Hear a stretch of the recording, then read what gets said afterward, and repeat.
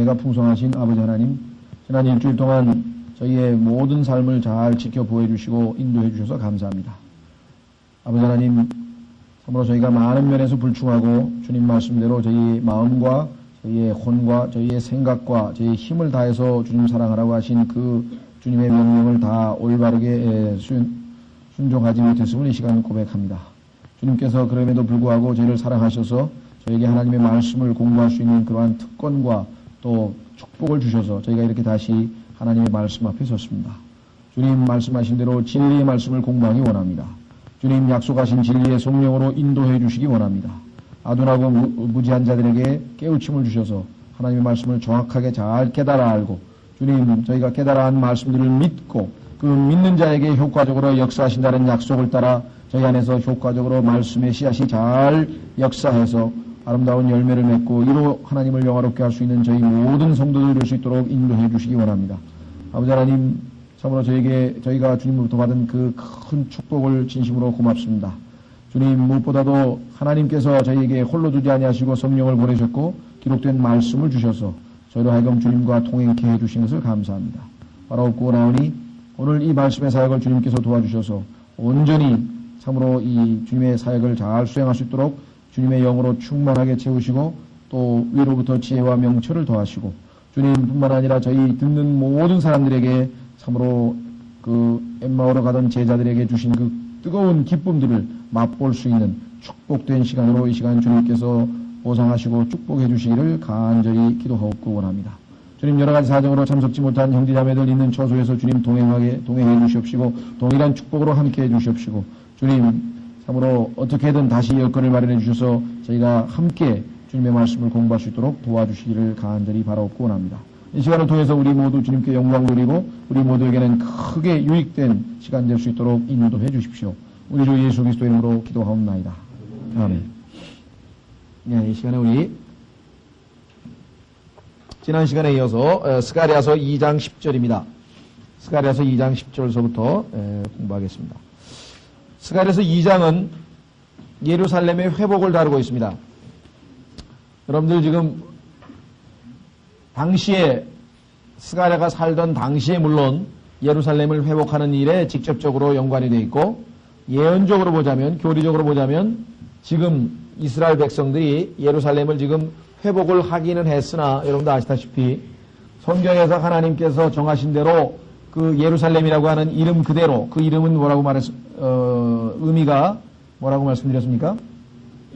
화평의 성읍이라 그랬죠? 예루살렘이라고 하는 것은 The City of Peace인데요. 화평, 평화의 성읍인데 지금 이스라엘은 이 세상에서 가장 위험한 도시입니다. 언제 어디서 폭탄이 터질지도 모르고 언제 어디서 이 팔레스타인 사람들의 이 자살 특공대가 저기 할지도 모르고 또 피비린내라는 도복이 오고 가고 있는 그러한 아주 지역이죠.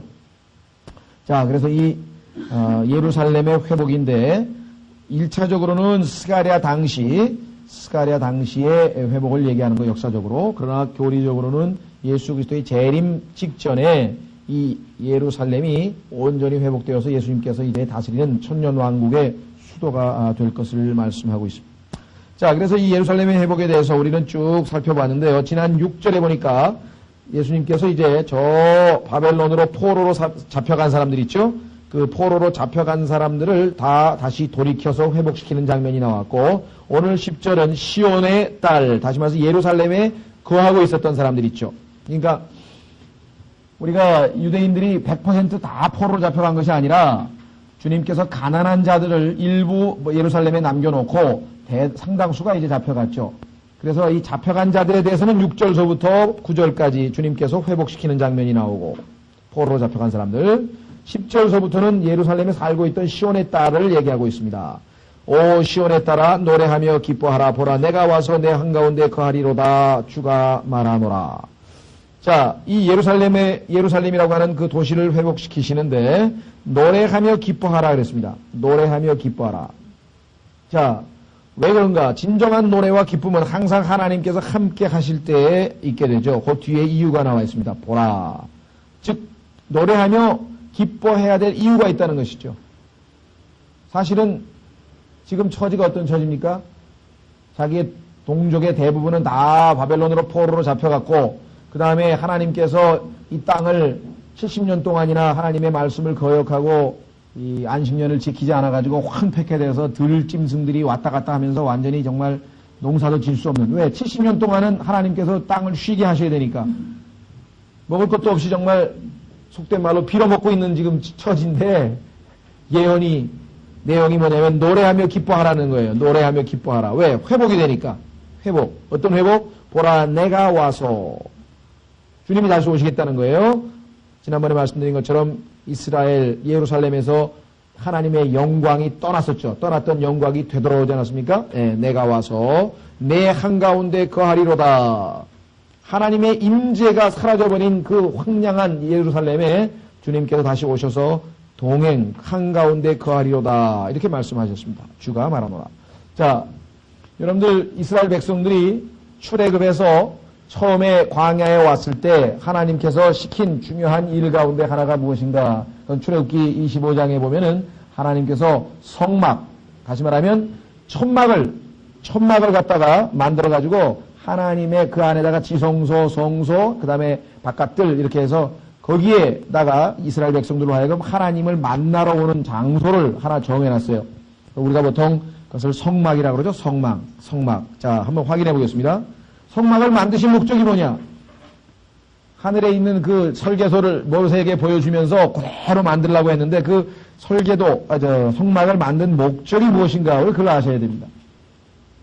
어떤 분들은 경배받기 위해서 그렇다. 왜? 거기다가 하나님께서 번제, 화목제, 무슨 제 다 제사 지내라 그러지 않았느냐? 그렇게 우리가 생각할 수 있어요. 물론 그것도 틀린 말씀은 아닙니다.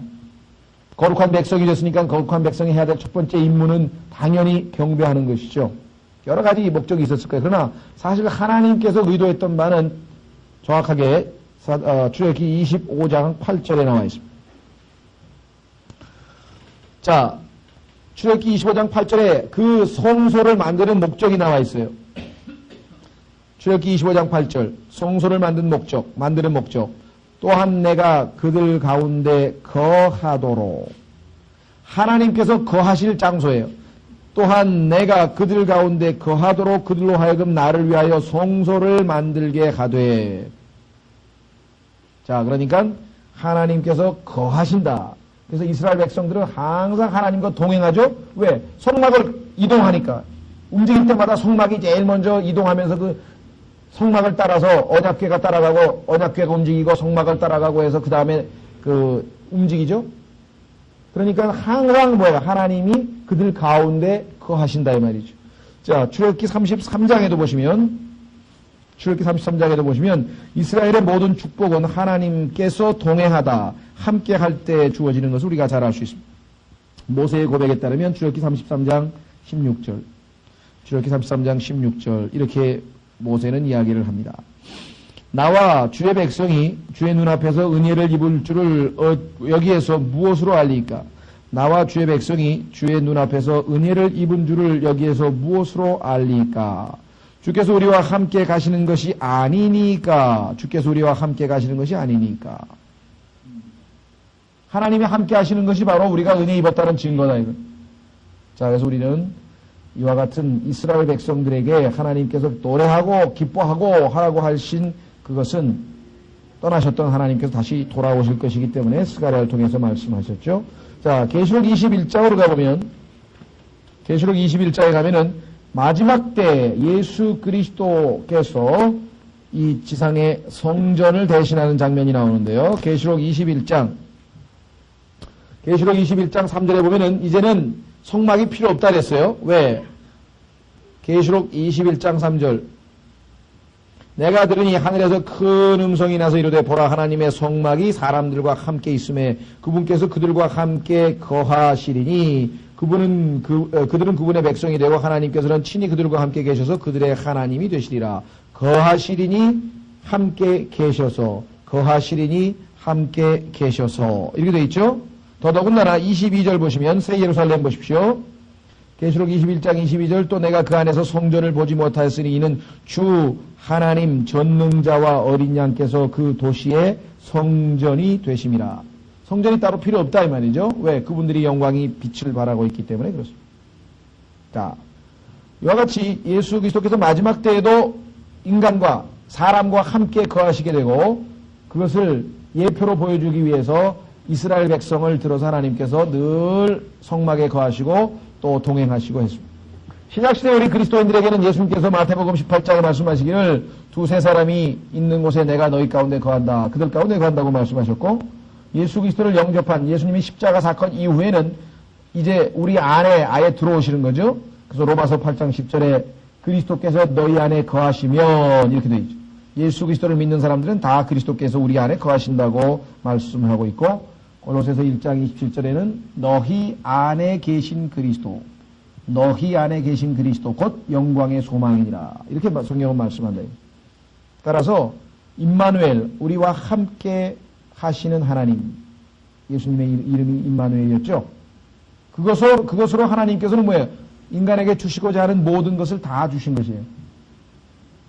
사실 기도라고 하는 것이 어떤 면에서 보면은 하나님께서 사실 이미 응답은 다 하신 것이에요. 다 주신 거예요. 그렇죠?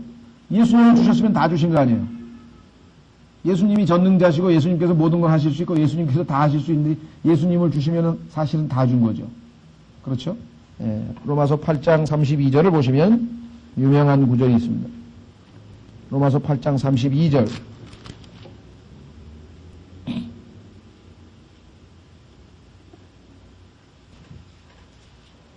로마서 8장 32절. 자신의 아들을 아끼지 아니하시고 우리 모두를 위하여 내어주신 이께서 어찌 그 아들과 함께 모든 것을 우리에게 값없이 주시지 아니하겠느냐. 예수님을 주셨으면 다 주신, 아들 주셨으면 다 주신 거죠. 왜? 아들이 온 우주의 주인인데. 자, 그래서 우리는 하나님께서 우리에게 기도 응답은 확실한 것이다 라고 하는 것을 우리가 알 수가 있습니다. 다만 조건은 아버지 하나님의 뜻대로 구하면. 왜?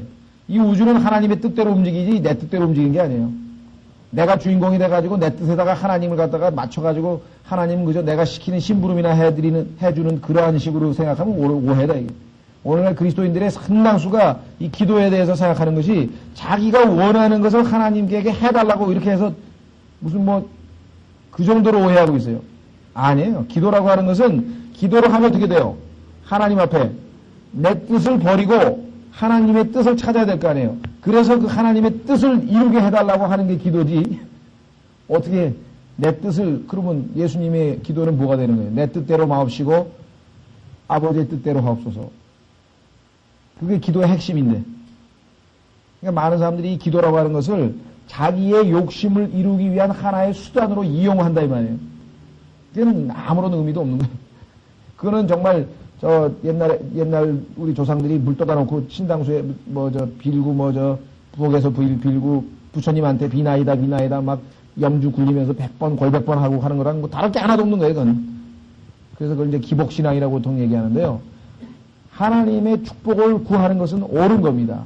기복신앙이 나쁜 건 아니에요. 근데 그 하나님이 주시고자 하는 축복을 구해야지 자기 욕심을 구하면 안 되잖아요. 왜? 성경에서 야고보서에 너희가 얻지 못하면 욕심을 따라 잘못 구함이라 그러죠. 잘못 구함이라. 자, 우리는 계속해서 다시 그래서 우리 진정한 기쁨에 대해서 우리 한번 확인을 해봤습니다. 자, 2장 11절로 가겠습니다. 스가랴서 2장 11절.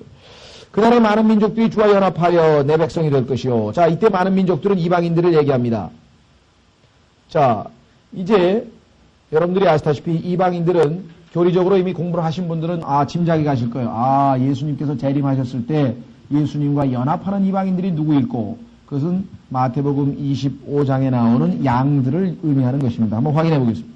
마태복음 25장에 보면은 양과 염소로 구분이 되는데 그 양들이 바로 예수 그리스도께서 오실 때에 연합하게 될 그러한 민족들입니다. 민족들이라고 하는 단어는 nations라고 그러죠. 영어로 nations. 그 다음에 그것을 우리가 유대인과 구분지어서 얘기할 때에는 Gentiles라 그래요. Gentiles. 그 다음에 종교적인 의미를 부여하게 되면 heathen이라고 합니다. heathen.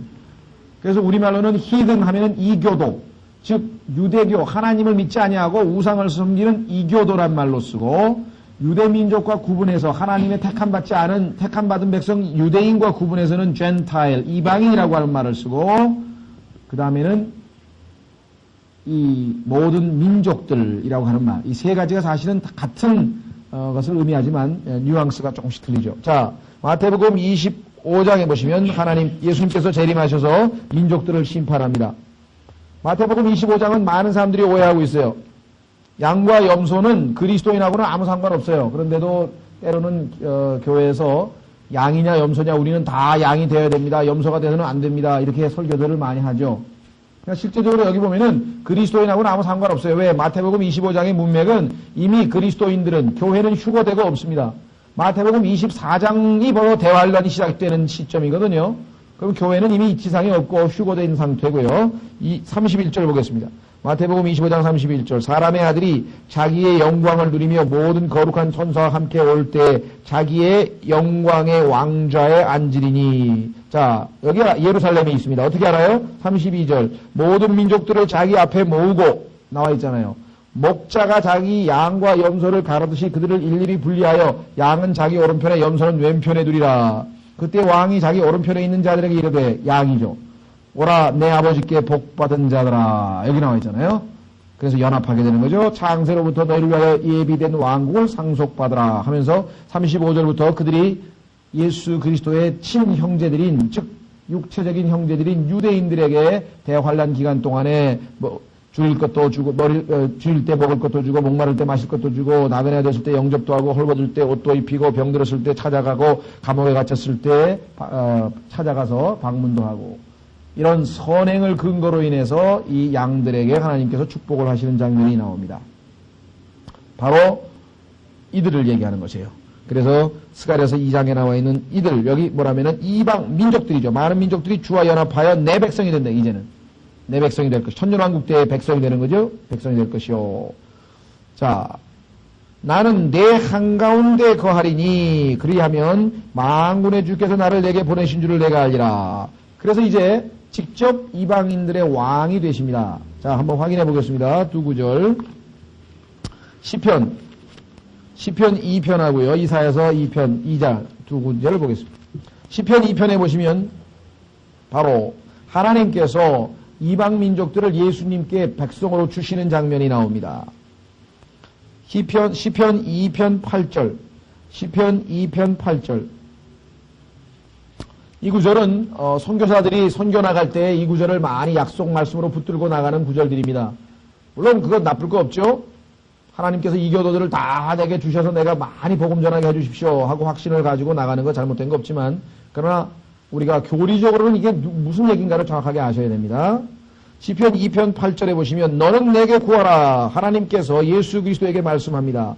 내가 이 교도들을 내게 상속으로 주고 이 교도들 즉 안 믿는 자들이죠. 이방인들이었죠. 아까 얘기했던 이방인들. 이 교도들을 내게 상속으로 주고 땅의 맨 끝 지역들을 내게 소유로 주리라. 예수 그리스도께서 다스리는 그 나라의 천년왕국의 백성이 누구냐? 이 이방인들이라 이 말이죠. 자, 계속해서 이사야서에도 나옵니다. 이사야서에 보면은 이방인들이 예루살렘으로 예수 그리스도를 아련하러 오고 예수 그리스도께 배우러 가는 장면이 나옵니다. 이사야서 2장. 이사야서 2장.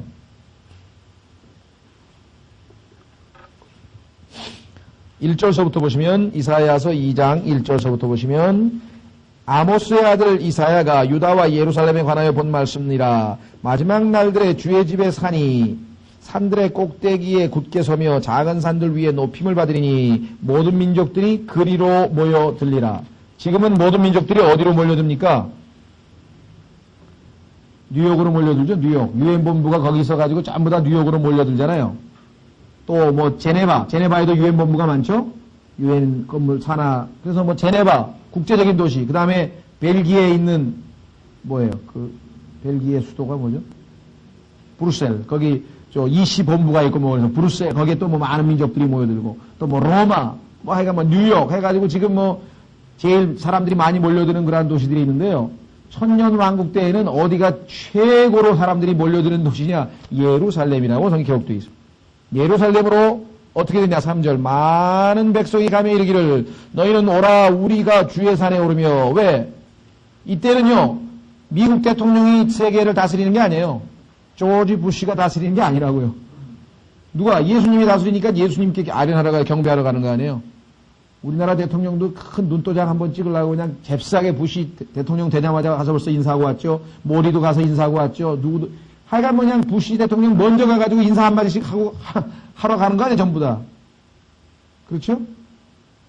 근데 이때 되면 그게 아니에요. 예수 그리스도께 경배하러 옵니다. 우리가 주의 산에 오르며 야곱의 하나님의 집에 이르자 그분께서 자신의 길들을 우리에게 가르치시리니.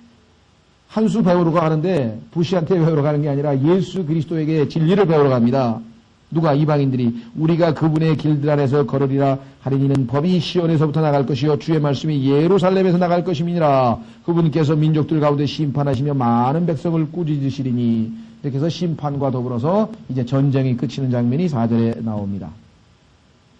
자, 이 구절은 뭐 여러분들에게 누차 말씀드렸습니다. 왜 유명한 구절이 됐다 그랬습니까?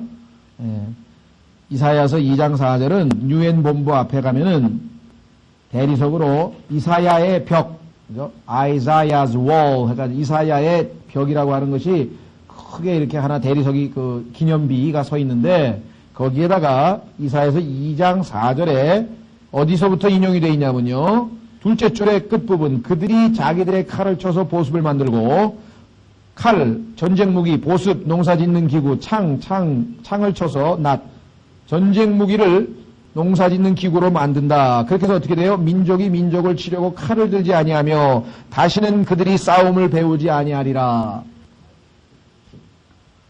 그러니까 유엔을 만든 사람들이 보기에 뭐예요? 바로 이것이야말로 우리 유엔이 지향하는 목표다. 유엔은 바로 이런 일을 하고 싶다. 이렇게 얘기죠. 그래서 뭐 Peacekeeping Forces 해가지고 유엔 평화유지군도 유지하지만요. 말씀드리지만 유엔이 등장한 다음부터 전쟁은 더 누진적으로 더 점점 더 증가하고 있다. 왜?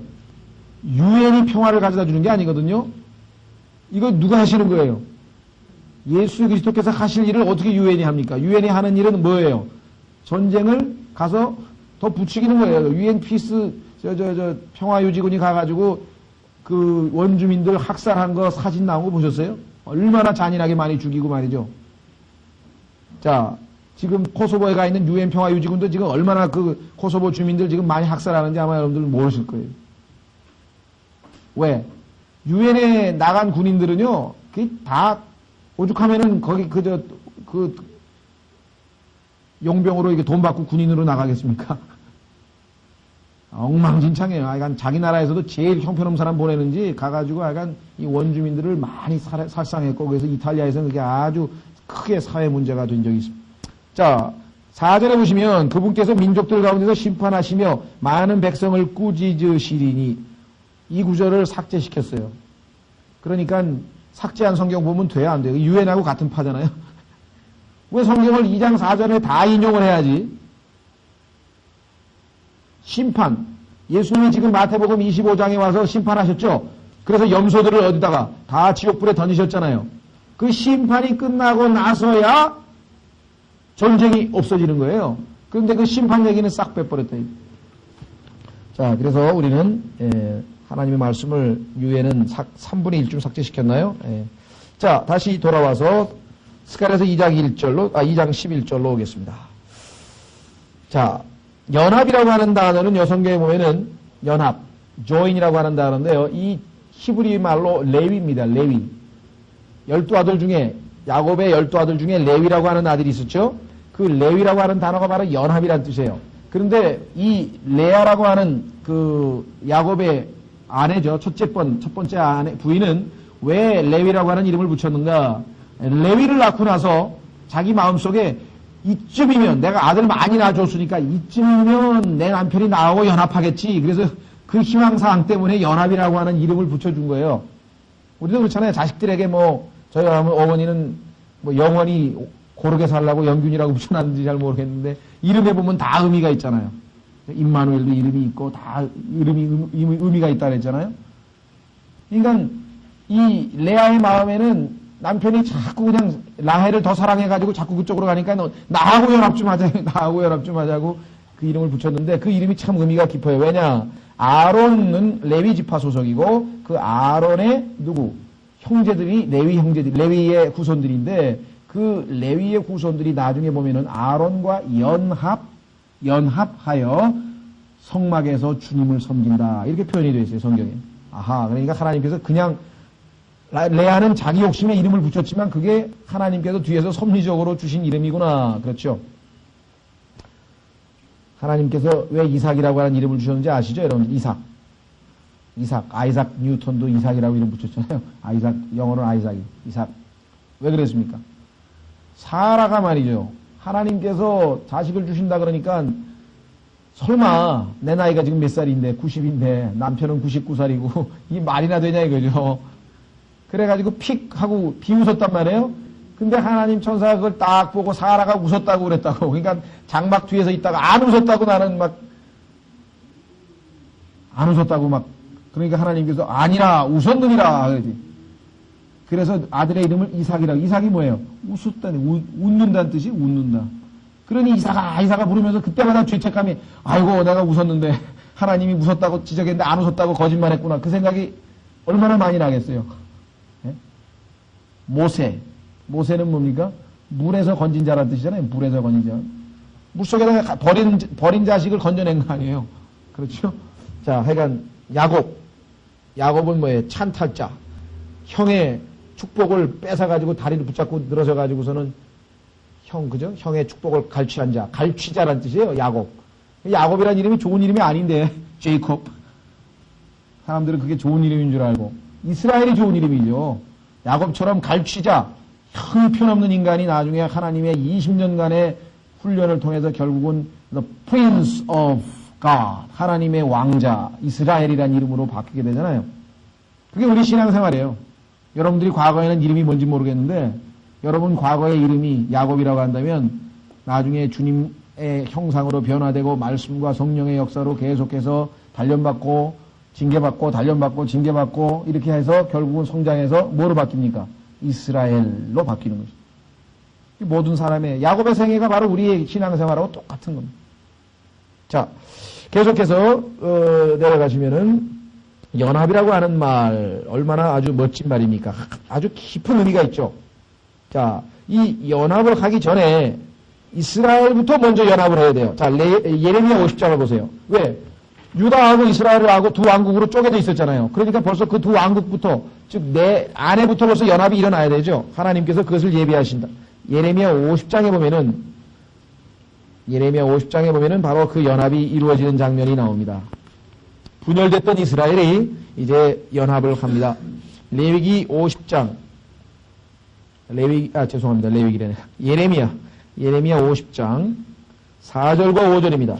예레미야 50장 50장 4절과 5절. 자, 보겠습니다. 예레미야 50장 4절과 5절. 주께서 말씀하시니라. 그날들과 그때에 이스라엘 자손이 유다 자손과 함께 돌아오되 북왕국 이스라엘 10지파, 남왕국 유다 2지파, 그들이 울면서 가겠고 그들이 가서 주 곧 자기들의 하나님을 구할 것이며 그들이 자기들의 얼굴을 시온으로 향하게 하고 거기로 가는 길을 물어 이르되 오라 우리가 결코 잊을 수 없는 영원한 언약으로 주와 연합하자. 두 민족이 연합하면서 이스라엘부터 이제 이스라엘 12지파 전체가 주와 연합하자. 이렇게 됩니다. 그 다음에 오늘 읽었던 스가랴서에 뭐예요? 이방 민족들이 주와 연합하게 된다. 그렇죠? 두 가지. 주와 연합한다. 자, 그래서요, 우리는, 어딥니까? 스가랴서 2장으로 다시 돌아오겠습니다. 그날에 많은 민족들이 주와 연합하여 11절 내 백성이 될 것이요 나는 내 한가운데 거하리니 그리하면 만군의 주께서 나를 내게 보내신 줄을 내가 알리라. 그랬습니다. 그러니까 항상 이스라엘이 먼저 하나님께 뭐예요? 돌아오고 처음에는 돌아오는 게 아니라 이스라엘이 먼저 하나님을 배반하고 매를 맞고 그 사이에 이방인이 먼저 축복을 받고 이렇게 돌아오죠. 교회 시대도 마찬가지죠. 그런데 시기심이 나서 이스라엘이 다시 돌아오고 그렇게 되면 그 나머지 이방인들이 다시 하나님께로 돌아오고 이 순서로 돼 있다 이게. 무슨 말 이해하셨어요? 그러니까 처음에 이스라엘 백성들이 하나님으로부터 매를 맞았습니다. 그래서 교회 시대 그리스도인들이 복음을 듣고 구원을 얻었습니다. 시기심이 난 유대인들이 회개하고 다시 주님께로 연합했습니다. 그때 하나님께서 교회 시대에 구원받지 못한 교회 시대의 이방인들 중에서 이 유대인들이 하나님께로 돌아오는데 도움을 준 유대인들을 양으로 분류해서 다시 하나님과 연합을 시킨다. 그래서 이방인들은 두 종류가 있어요. 예수 그리스도를 믿고 교회가 되는 이방인들이 있고 믿지 않았지만 천년왕국 때에 유대인들을 도와서 다시 하나님과 연합하는. 그래서 이게 두 번이 있어요. 한번 확인해 보겠습니다. 사도행전으로 가면은 13장. 사도행전 13장으로 가보시면 바로 그 두 번의 이방인들이 언급이 되어 있습니다. 사도행전 13장. 15장 죄송합니다. 사도행전 15장. 사도행전 15장에 야고보가 예수 그리스도의 동생인 야고보가 일어나서 이제 교리 문제를 평정을 합니다. 왜냐하면 사도행전 15장에서는 두 가지 교리 문제가 발생했다 그랬죠. 그래서 그 교리 문제를 정리하기 위해서 야고보가 일어납니다. 사도행전 15장은 중요한 장이라고 그랬어요. 왜냐하면 신약시대의 교리가 확정됩니다.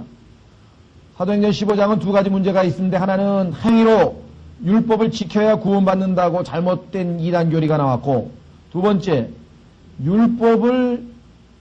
구원을 믿음으로 받지만 율법을 지켜서 구원을 안 잃어버리고 보존해야 된다라고 하는 또 다른 이단 무리가 두 무리가 나왔는데, 거기에 대해서 그 둘 다 잘못되었음. 오직 믿음으로 의롭게 되고 믿음으로 그 의로움이 유지된다고 하는 교리가, 은혜의 교리가 확정이 됐습니다. 이때 이제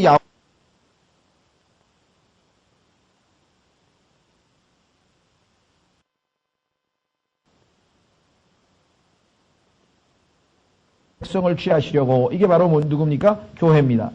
그들을 찾아가신 것을 시몬이 밝히 말하였으니, 누굴 찾아갔습니까? 고넬료. 이방인인 고넬료를 찾아가서 구원의 복음을 전파한 내용을 지금 얘기를 했죠. 그랬더니 16절, 이 일들 후에, 그러나 교회 시대가 끝난 후에 이방인들이 한 번 더 돌아옵니다. 언제? 내가 돌아와 다윗의 쓰러진 장막을 다시 건축하고 내가 그 허물어진 것을 다시 건축하며, 이것이 바로 지금 스가랴에서 우리가 공부하고 있는 이스라엘의 회복 아니에요. 그래서 이스라엘이 회복된 이후에 그 다음에 뭐예요? 17절, 이방인이 한 번 더 나오죠. 이는 그 남은 사람들과 내 이름으로 일컬음을 받는 모든 이방인들로 하여금 주를 찾게 하려 함이라. 그러니까 14절에 나와 있는 이방인은 바로 교회 시대의 이방인들, 그래서 구원 얻는 이방인을 얘기하는 거고, 구원은 못 받았지만 유대인들이 회복된 그 대환란 기간 동안에 유대인들을 도와주는 이방인들은 천년왕국 때에 하나님과 연합하여 백성이 될 것을 보여주는 내용이 17절에 나와 있습니다. 다시 우리는 스가랴서로 갑니다. 스가랴서 2장 13절 12절, 주께서 반드시 그 거룩한 땅에서 자신의 목 유다를 상속하시고 다시 예루살렘을 택하시리라. 하나님의 몫이 있어요. 하나님의 목 유다. 자, 성경에 보면은 이 상속이라고 하는 단어, inheritance란 말이 여러 번 나오는데요. 상속. 상속이라고 하는 주제만 가지고도 우리가 공부를 좀 자세하게 하면 시간이 많이 가기 때문에 오늘 우리가 스가랴서 진도를 위해서 짤막하게만 말씀을 드립니다. 이 상속. 성경에 보면은 상속이라고 하는 용어는 첫 번째 레위 지파는 12지파 중에서 하나님께서 여호수아를 통해서 이제 가나안 땅을 다 차지했죠. 그래서 12지파에게 다 상속을 해줬습니다. 어떤 옛날 성경에는 그걸 유업이라고 하는 말을 썼는데요. 유업이나 상속이나 똑같은 말. 상속을 다 해줬어요. 땅을 나눠가지고. 그런데 레위 지파는 땅을 즉 유업이 없어요. 상속이 없어요. 그래서 레위 지파는 농사를 짓질 않습니다. 땅이 없으니까. 그럼 어떻게 돼요? 나머지 11지파인데 그 중에서 므낫세는 반지파 두 지파가 됐죠. 그래서 총 12지파가 11조를 바치게 되면 그 11조는 하나님 거 아니에요? 그래서 하나님 건데 레위 지파는 하나님을 상속으로 받았어요. 그래서 하나님의 그 11조를 레위 지파가 다 가져다 먹는 거예요.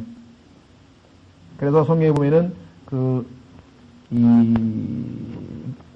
신명기 18장 2절을 보십시오. 신명기 18장 2절에 보면은 바로 그와 같은 내용이 나와 있습니다. 신명기 18장 2절. 신명기 18장 1절과 2절에 보면, 신명기 18장 1절과 2절에 보면 이렇게 기록되어 있습니다. 레위 사람 제사장들과 온 레위 지파는 이스라엘과 함께 나누는 목도 없고 상속도 없을 것이니, 그렇죠. 신명기 18장 1절과 2절, 신명기 18장 1절과 2절, 레위 사람 제사장들과 온 레위 지파는 이스라엘과 함께 나누는 목도 없고 상속도 없을 것이니 그들은 불로 예비하는 주의 헌물과 그분의 상속물을 먹을 것이니라. 그들이 자기 형제들 가운데 상속을 갖지 못할 것은 그분께서 그들에게 말씀하신 대로 주께서 그들의 상속이 되심이니라. 그렇죠? 주께서 그들의 상속이 되심. 두 번째는요, 상속은요, 이스라엘이에요. 이스라엘은 주님의 상속이에요.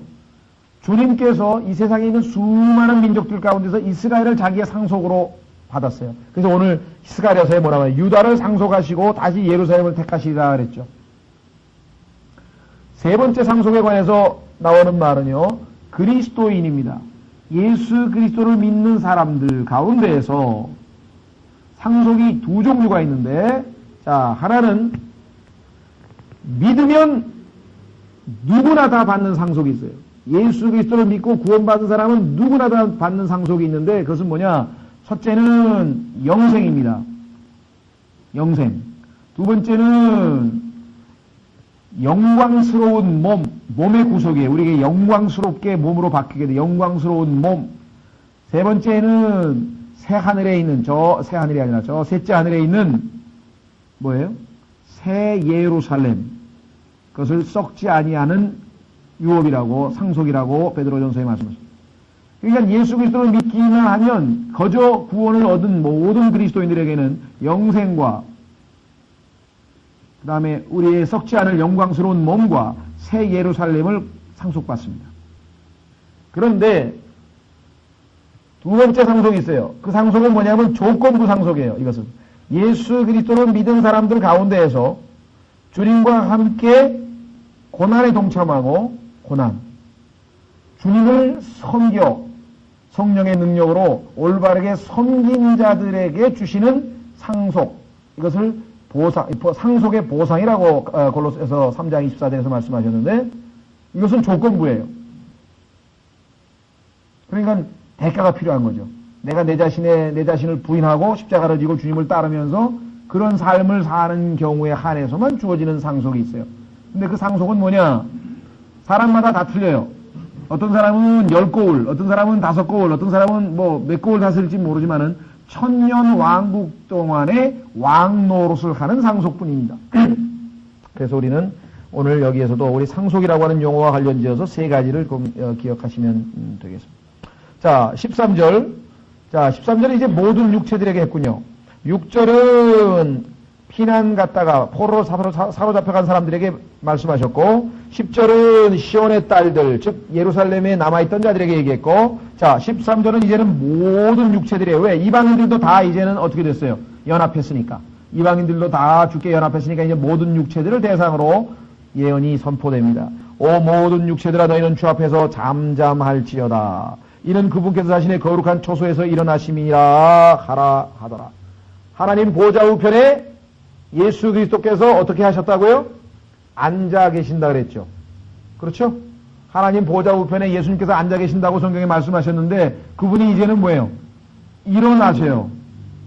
그럼 어떻게 되겠습니까? 온 지상에 있는 모든 피조물들이 입 다물어야죠.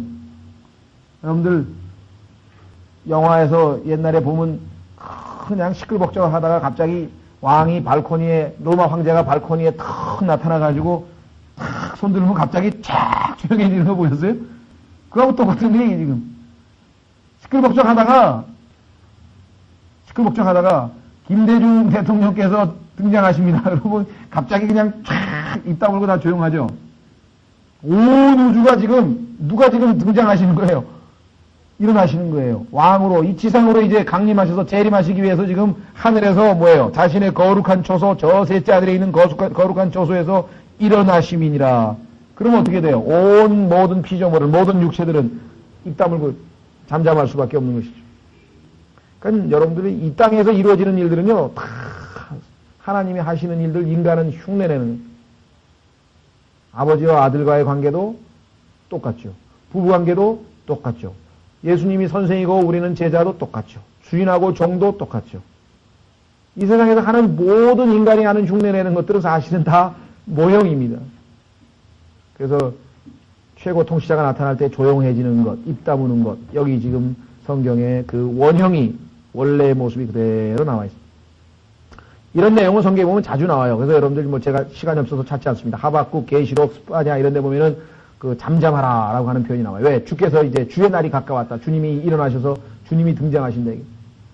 지금은 인간이 주인공처럼 뭐 다 제멋대로 했지만 주님이 나타나시면 인간은 주인공이 아니라는 것을 온 천하가 알게 될 것이죠. 자, 이렇게 해서요, 우리는 이제 2장을 마쳤습니다. 자, 이제 1장, 2장에서 우리가 본 내용은 두 가지였습니다. 즉, 하나님께서 이스라엘을 향해서 가지고 계신 목적이 있었는데, 하나는 이스라엘을 괴롭히는 대적들을 심판했고, 두 번째는 그 이스라엘의 뭐예요? 예루살렘과 모든 그 포로로 잡혀갔던 민족들을 회복시켰습니다. 그러니까 우리가 스가랴서 1장과 2장에서 하나님의 그 이스라엘을 향한 은혜의 또 축복의 내용은 뭐냐? 이스라엘의 적들을, 그게 두 번째 목수를 보내가지고 뿔들을 다 멸망시키시는 장면 나왔잖아요. 원수를 다 멸망시키시는 장면이고, 그 다음에 나라 빼앗기고 포로로 잡혀갔던 자들을 다 회복시키셔가지고 이제 원래 택함받은 백성으로서의 그 지위를 다시 찾아주시는 것. 이거 두 가지가 우리가 스가랴서 1장, 2장을 통해서 공부한 내용입니다. 문제는 3장에 와서 세 번째, 하나, 둘, 셋, 네 번째인가요? 네 번째 환상인데요. 자, 이 네 번째 환상이 나타날 수밖에 없는 이유가 있어요. 무슨 소리냐? 어떻게 거룩하신 하나님이 죄 가운데 있는 이스라엘을 회복시키실 수가 있는가 이제. 그거는 우리하고도 똑같아요. 어떻게 거룩하신 하나님이 죄인을 의롭다 하실 수 있는가? 우리에게 적용하면 그거와는 내용이 똑같은 내용이에요. 지금 이스라엘은 지금 뭐예요? 하나님 앞에 죄 가운데 있잖아요. 그래서 하나님께서 지금 데려와서 성전을 지으라 그랬는데 성전 조금 짓다가 16년 동안 또 손을 놔버렸어요. 왜? 주변에서 방해가 심하니까 다시 지금 맥을 놓고 지금 주님 앞에 순종 못하고 있는 지금 죄 가운데 있는 처지인데 어떻게 그렇게 회복시키실 수가 있는가? 거기에 대한 답변입니다. 그래서 지금 여기에서 그 회복 직전에 있게 될 정결케 하는 그 장면을 하나님께서 보여주시는 것입니다. 성경은 정말 치밀하게 기록이 되어 있습니다. 자, 한번 보겠습니다. 우선 10절까지 우리 쭉 내용을 보시면은 하나님께서 이스라엘을 향해서 어떠한 일을 하시는가. 자, 대제사장 여호수아, 오해하지 마세요. 모세의 몸종 눈의 아들 여호수아가 아니고요. 여기서 여호수아는 학계, 요거 앞에 보시면은 스가랴서 바로 앞에 보면 학계에 보면은요, 거기에 나옵니다.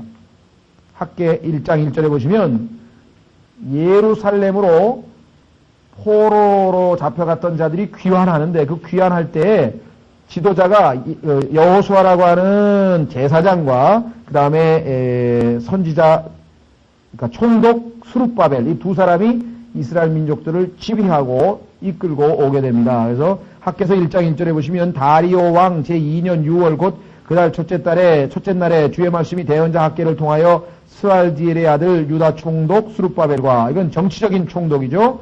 여호사닥의 아들 대제사장 여호수아에게 임하니라.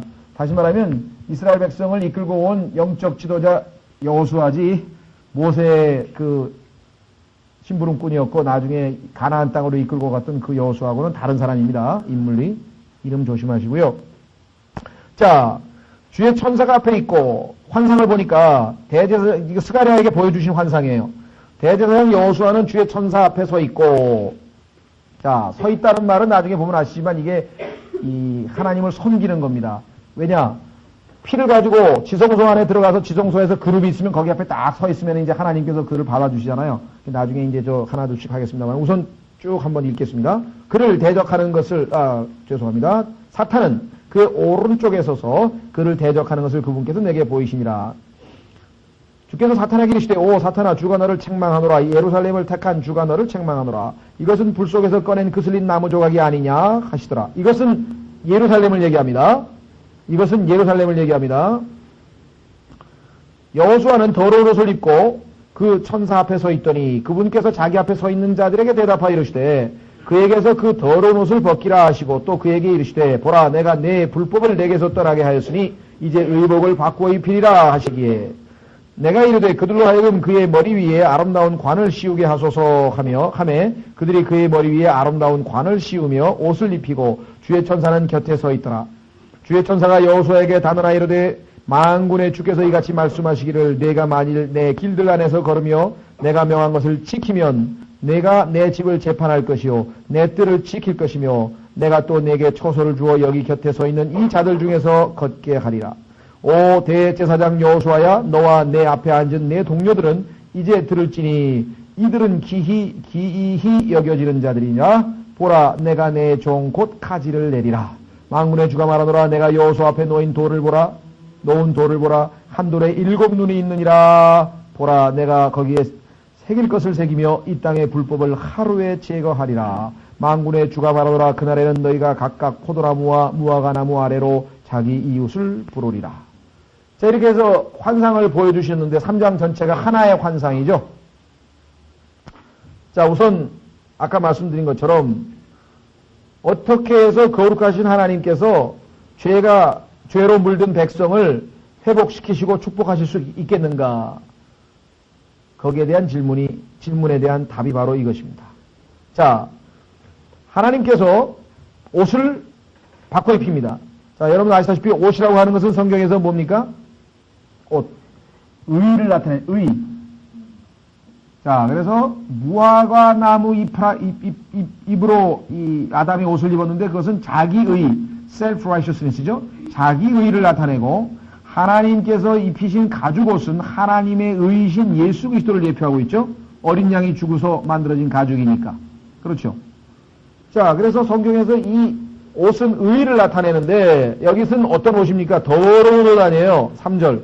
더러운 옷. 자기의 아니에요. 자기의. 더러운 옷. 그러니까 이스라엘 백성들이 가지고 있는 의라고 해봐야 더러운 옷. 자, 한번 여러분들 확인해 보십시오. 이사야서 64장 6절. 이사야서 64장 6절에 보면은 우리의 의는 다 더럽다고 얘기를 했는데요.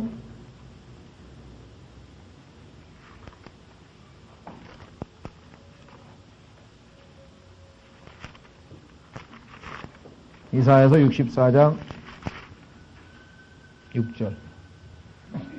현아자매님, 저기 난로 좀 켜보세요. 막 추우신 것 같아요, 보니까. 한 18도는 돼야 되는데, 한 14도밖에 안 되나? 예, 이사야서 64장 6절에 보시면, 오직 우리는 다 부정한 물건 같아서 우리의 의는 다 더러운 누더기 같으며, 우리는 다 잎사귀 같이 시들므로 우리의 불법들이 우리를 바람같이 몰아가나이다. 라고 고백을 했습니다. 자, 그래서 이스라엘 백성도 지금 하나님 앞에 더러운 누더기를 입고 있는 것이에요.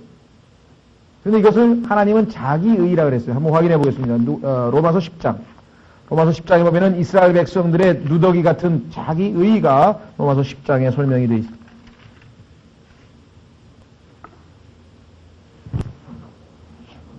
자, 로마서 10장 보시면은요. 1절서부터 형제들아 내 마음에 원하는 바와 하나님께 기도하는 바는 이스라엘을 위한 것이니 곧 그들로 하여금 구원을 받게 하려는 것이라. 바울은 이스라엘이 꼭 구원받게 하려고 했죠. 2절 내가 증거하노니 그들이 하나님께 대한 열심은 있으나 지식에 따른 것은 아니니. 3절 이는 그들이 하나님의 의를 알지 못하여. 여기 문제가 있는 거예요.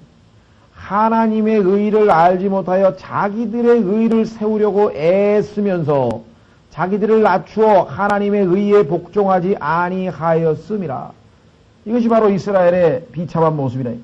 자기의. 그러나 그 자기의는 아까 이사야서 64장에 말한 것처럼 더러운 걸레 같다 이거예요. 더러운 걸레. 그래서 지금 대제사장, 즉 이스라엘 민족 전체를 대표해서 하나님 앞에 딱 서 있는데 하나님은 재판장이고, 그렇죠? 옆에 있는 주의 천사는 누굽니까? 변호사고, 그 옆에 있는 사탄은 검사고, 피고인 여호수아가 지금 대표로 지금 이스라엘 백성이 앞에서 재판을 딱 받는데 어떻게 됐어요? 유죄죠, 유죄. 왜? 더럽잖아요. 더럽다, 이게. 죄가 있다, 이 말이에요. 자, 그래서 지금 이 더러운 옷을 입고 있는 장면이 지금 나와 있습니다. 자, 그래서 이스라엘 백성들은 예수님이 나타나셨는데도 불구하고 그 하나님의 의이신 예수님을 몰랐다 그랬잖아요. 그래서 거부해버렸다는 거예요. 그리고 우리는 율법도 잘 지키고 우리는 금식도 잘하고 뭐도 하고 하면서 그냥 자랑스럽게 예수님한테 늘어나가지고 결국은 예수님은 거부하고 하나님의 의는 거부하고 자기 의를 드러냈는데 그것이 하나님 앞에 얼마나 잘못된 모습이었어요. 그래서 결국은 그들은 영적으로 장님이 소경이 됐다고 로마서 11장에 나와요. 9장서부터 11장에 보이는 이스라엘이 영적으로 장님이 돼가지고 결국은 그 장님인 이스라엘 백성을 시기나게 해서 눈을 뜨게 하려고 하나님께서 우리들 이방인들에게 복음을 전해서 시기가 나게 하셨다고 성경은 말씀을 하고 있습니다. 자, 그런데 이번에는 하나님께서 정결케 하셨어요. 보세요. 뿐만 아니라 2절에 보시면은 불 속에서 꺼낸 그슬린 나무 조각이 아니냐. 이스라엘은 불에 거의 타다가 뭐예요, 지금? 조금밖에 안 남은. 성경에서 항상 심판은 뭐로 나타납니까? 불이죠, 불. 지옥, 불이잖아요. 불못이잖아요. 그래서 하나님께서 그 불못의 모형으로 이스라엘 백성들이 제단, 번제단이라고 그러죠, 번제단. 그 태우는 헌물, 번제단에다가 항상 짐승을 죽여가지고 그 번제단에다가 올려놓고 각을 떠가지고 거기다가 태우면 어떻게 돼요? 항상 타잖아요. 그러니까 이스라엘 백성들은 내가 죄이고 내가 죽어서 내가 각을 떠서 내가 제물이 돼서 홀홀 지옥에서 타야 되는데 애꿎은 짐승이 대신 뭐예요? 나를 대신해서 죽는구나. 그래서 항상 그 번제단을 보면서 자기들의 죄에 대해서 생각을 했을 거라 이 말이에요. 자, 그래서 여기 지금 불 속에서 꺼낸 그슬린 나무 조각이 아니냐. 영적인 상태를 얘기하고 있습니다. 그죠? 자, 그래서 이 불에 그슬린 심판받을 수밖에 없는 죄악된 이스라엘을 대표해서 하나님 앞에 지성소에 가서 이제 용서를 받으러 들어갔는데 하나님께서 용서를 해 주실 것인가 안 해 주실 것인가, 하나님께서 무죄를 선언할 것인가 말 것인가, 여기 아주 심각한 문제가 들어가 있다 이 말이에요. 그렇죠? 자, 이때 어떻게 했습니까? 하나님께서 2절 주께서 사탄에게 이르시되 오 사탄아 주가 너를 책망하노라. 책망을 했다 이 말. 책망을 했는데 그 하나님께서 대적인 사탄을 책망한, 그래서 축복을 한 그 뭐랄까요, 근거가 뭐냐 이게. 여기 보시면 첫 번째 예루살렘을 하나님께서 택하셨어요. 2절에 나와있죠. 예루살렘을 택한 주 이렇게 되어 있대요. 하나님의 은혜죠. 예루살렘을 택한 주. 두 번째는 예루살렘은 지금 여기 고통을 당했잖아요. 심판의 고통. 불 속에서 꺼낸 그슬린 나무 조각. 심판의 고통을 받았죠. 그래서 하나님께서 징계를 통해서 정화시켰고, 우리도 신앙생활 하다가 하나님 앞에 세상적으로 되고 잘못됐으면 하나님께서 여러 가지 징계를 하신다고 히브리서 12장에 말씀하셨죠. 이스라엘에서도 지금 마찬가지로 지금 징계를 받았습니다. 자, 그 내용을 한번 우리 아모스서 4장 11절로 한번 확인해 보겠습니다. 아모스서 4장 11절에도 이스라엘에 대한 그 묘사가 불로 심판받는 장면으로 나옵니다.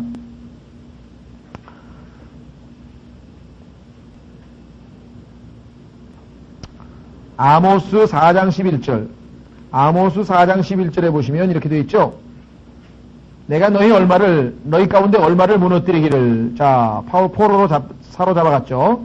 내가 너희 가운데 얼마를 무너뜨리기를. 하나님이 소돔과 고모라를 무너뜨린 것 같이 하였으므로, 너희가 불 타는 데서 빼낸 나무 조각 같이 되었으나, 그렇게 하나님이 징계하고 벌을 줬는데도 너희가 내게로 돌아오지 아니하였느니라. 이렇게 기록되어 있죠. 자, 그래서 일단은 마지막 하나님께서 이제 그야말로 불같은 시험이 있어요. 그것을 성경에서 야곱의 환란, 또는 우리가 대환란이라고 하는 마지막 3년 반에 그야말로 불타는 그러한 징계가 기다리고 있겠죠. 자, 그래서 그 징계를 통과하고 나면 이제 세 번째, 하나님께서 어떻게 합니까? 4절 보세요. 그분께서 자기 앞에 서 있는 자들에게 대답하여 이르시되 그에게서 그 더러운 옷을 벗기라 하시고 또 그에게 이르시되 보라 내가 내 불법을 내게서 떠나게 하였으니 징계를 통해서 정화시켜서 이제 의복을 바꾸어 입히라 하시기에 이렇게 됐죠?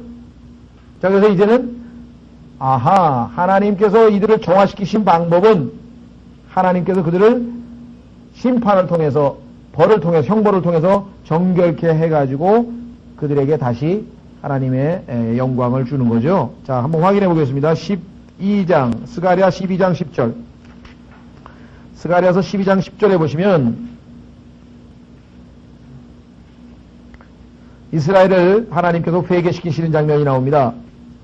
스가랴서 12장 10절 내가 다윗의 집과 예루살렘 거주민들을 위해 은혜의 영과 간구하는 영을 부어주리니 하나님께서 이제 정결케 한 다음에 은혜의 영과 간구하는 영을 부어주면 어떻게 돼요? 그들이 자기들이 찌른 나를 바라보고 지난번에 말씀드렸죠. 이 나가 다른 성경에는 그라고 고쳐져 있다고요.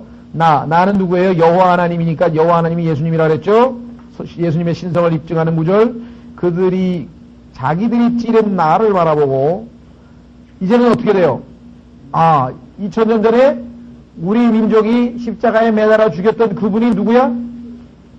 우리 주님이시구나 메시아라고 하는 사실을 알고 어떻게 합니까? 왜 애곡한다 그랬어요? 그를 위하여 애곡하기를 사람이 자기 외아들을 위하여 애곡하듯 하며 그들을 위하여 몹시 슬퍼하기를 사람이 자기의 처음난 자를 위하여 몹시 슬퍼하듯 하리로다. 이렇게 해서 이스라엘 민족의 회개, 이스라엘 민족이 주님께로 돌아오는 장면이 여기 묘사가 되어 있습니다. 13장 1절에도 나와 있습니다. 자, 우리가 돌이켜서 주님께로 오면은 어떻게 됩니까? 탕자가 돌아왔을 때 아버지가 씻겨가지고 깨끗하게 씻겨서 먹을 거 주었듯이 여기도 마찬가지죠. 13장 1절 그날에 죄와 더러움을 씻기 위한 셈이 다윗의 집과 예루살렘의 거주민들을 위하여 열리리라. 이스라엘 백성들이 자기들이 찌른바된 그 주님을 알아보고 회개하고 애곡하고 슬퍼하고 이럴 때 13장 1절 죄와 더러움을 씻기 위한 셈이 다윗의 집과 예루살렘의 거주민들을 위하여 열리리라. 그렇죠? 예, 그래서 이스라엘 백성들이 정결케 되는 장면이 여기 나와 있습니다. 자, 그래서요 우리는 3장 전체를 일단 살펴봤고요. 다음 시간에는 3장 좀 구절 한 구절씩 좀 더 자세하게 살펴서 공부를 하도록 하겠습니다. 자, 쉬었다가요 우리